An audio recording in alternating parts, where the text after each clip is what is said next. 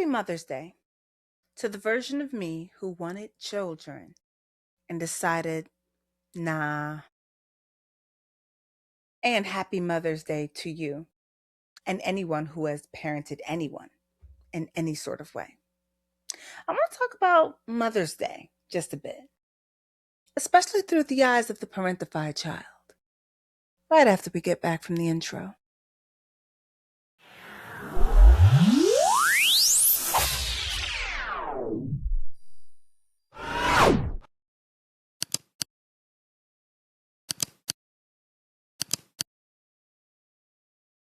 And welcome back to another episode, to the Mother's Day episode of The Daily Donna with me, your host, Dr. Donna Oriowo, sex and relationship therapist in Washington, D.C. metro area, author of Drink Water and Mind Your Business, a Black woman's guide to unlearning the BS and healing self-esteem.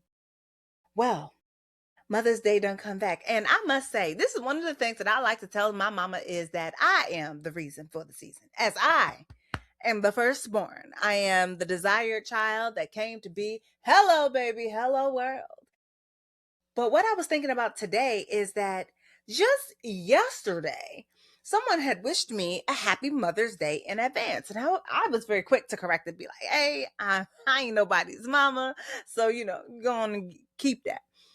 And my neighbor, we were me, my husband, her husband, we outside, we having us a little conversation. She peeped me, just kind of be like, trying to dodge the happy Mother's Day comment.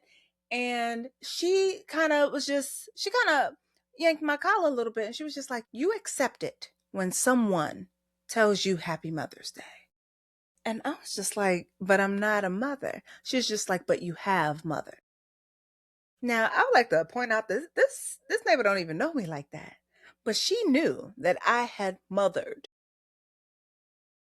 And there was a part of me that I had to sit still in that.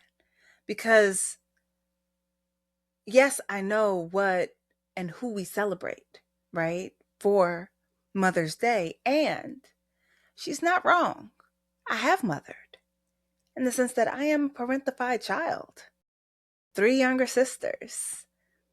And to let at least one of them tell it, she did think of me as sort of a third parental figure.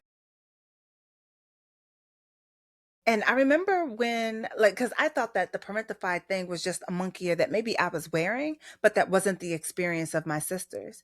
But when it was confirmed that no, you did behave as, and I thought of you as, it sort of reconfirmed what I already knew to be true in my own bones based off my own experience. I think there was a whole different area of mourning, because to be the parentified child in some ways is to never be your sibling's sister. And there is grief there. Especially as, at my big age, I'm learning to be their sister now, to lay down the pressures and the burdens of what it's like to be their parent, especially to be a parent who was reluctant to be so, and then to parent while I was ill-equipped to do so. And it made me think that, what day does the parentified daughter get? There is no Mother's Day to say, hey, you parented these children and they were not yours. Happy Parentified Child Day, right? And so I'm claiming it, right? I already claim it. I'm the reason for the season. I am the reason my mother is a mother. And I guess in a different way, my parents are a reason why I am too, or why I parented. It's sort of weird griefish sort of space to sort of sit in, because let me tell it, when I was at Morgan State University, baby, when I was an undergrad, even before then, I used to be like, yes, I'm gonna be a mother, right? I was just like, I'm gonna have me some Sharon. And I would always say, I even knew how many kids I wanted. I wanted 7 children. I thought 7 would be the perfect number. All of the kids would have somebody to play with, built-in friend, built-in gang if you need to go gang on it, right? Like they'd have a built-in somebody to homework buddy, friend, confidant, a couple people to go outside to go trick-or-treating with. Mind you, I was probably still thinking from a child's perspective, but I was just thinking, like, wow, to have built in support because I would teach them to support each other, to be family with one another. And, that way also, if, a couple of them go astray, you still got some left. And I mean, the idea of wanting 7 kids now today and at my big age just sounds freaking absurd. It makes me wonder what I was thinking other than 30, flirty, and thriving, and this whole different world that there was back then that was gone with the crash of, what was it, like, '08, '09, somewhere in that space, right when I was graduating. And then it was just like, ugh, I don't know what this life is actually going to be. But I do know that I both entered into and exited from the idea of mothering. Now, I would say that the idea of wanting children, I don't even know that that was mine as much as it sounded like something I was supposed to do, something that my parents expected, something that society expects from women. There is an idea that the real women who are women will have children.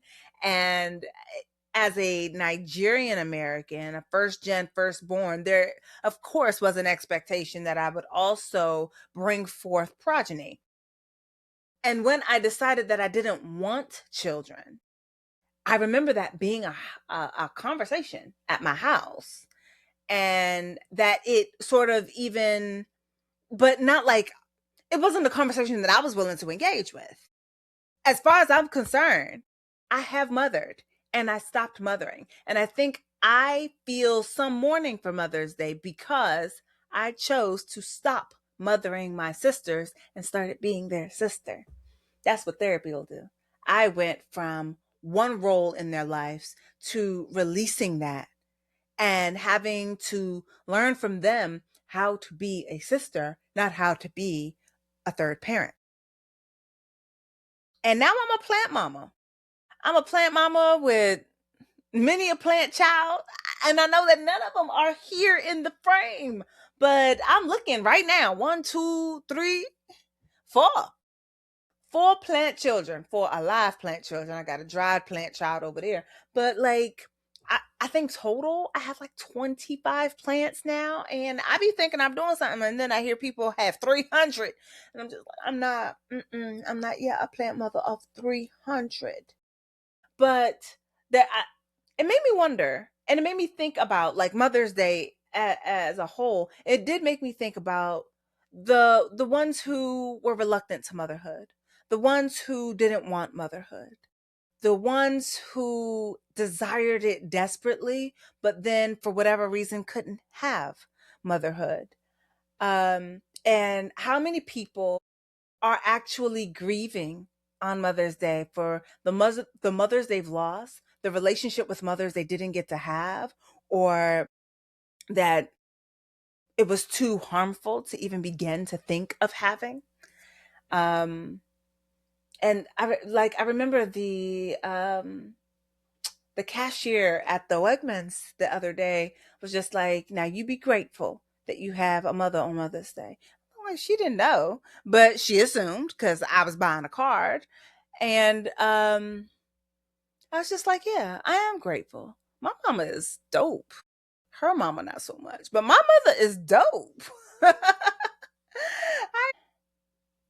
I think what I'm getting is that I'm going to take me just a little piece of Mother's Day for myself, for the mother that was mothering, for the version of me who wanted children, and this version of me that is not a desire, and it's not going to happen without medical intervention. And for the mother in me who mothers my plants, who gives freely, who loves fiercely, but who has learned the space between doing those things and self sacrificing. And however you've come to your own Mother's Day, however you've come to your mothering, whether you're mothering yourself, mothering your plants, mothering a pet, mothering a human child, because that is the main thing. Um, However you come by your mothering, happy Mother's Day to you. I know what this day is for, and certainly this video is not intended to diminish what that is. But with the grief, I think there can be some space made for how you want to come into Mother's Day. And this is how I think I'm coming into it. I wanted to spend the day with my family, celebrating my mama and my cousin who is a mama. Celebrate myself for always being the reason for the season. And I also wanted to celebrate me a little bit in the sense of being a person who was a reluctant parent and who got to choose to stop parenting, who now offers whatever wisdoms I have for my cousin who I say is my nephew, who is super young and so cute and very precocious, coming into his personality. I hope this Mother's Day is what you want for yourself. I hope that you received what you wanted, and if you didn't, that you will take it back tomorrow or over the weekend. That you will give yourself the thing that you want and stop waiting for someone else to give it to you as a gift. Whether it's a super fancy bathrobe, a day without the children, someone else to cook all the meals and clean up after it, whatever it is that you want, I hope that you receive it. Happy Mother's Day, however it is that you became one. I'm going to go ahead and get up out of here. I will see you when tomorrow, because this is the Daily Donna and we have our conversations every single day and with a therapeutic edge. All right. Bye.